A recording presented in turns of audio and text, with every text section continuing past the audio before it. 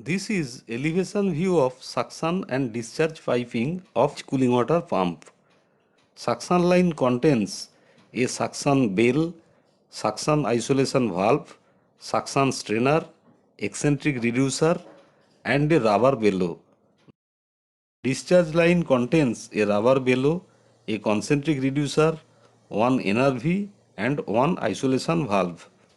One small bypass connection of about 1 inch size with isolation valve should be provided around the NRV so that a little amount of cooling water flows continuously through the standby pump in reverse direction.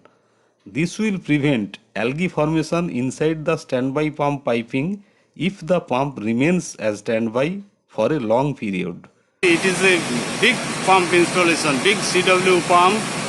This is side suction, side discharge type CW pump, axial split. You can see this is a split line, axial split line, suction bellow, rubber bellow, then eccentric reducer, then it is the strainer spool for opening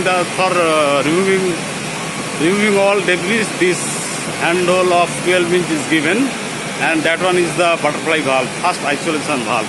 This is suction side. Then we go to discharge side. This is discharge bellow, then discharge concentric reducer. You can see PI tapping.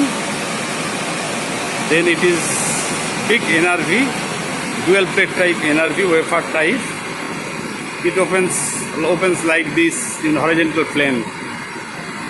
Then isolation valve, discharge isolation valve. You can see this is the discharge isolation valve. Discharge isolation valve, gear operated butterfly valve. This is huge, 32 inch size. And this is that small bypass connection around discharge NRV to have reverse flow through the standby pump to prevent algae formation.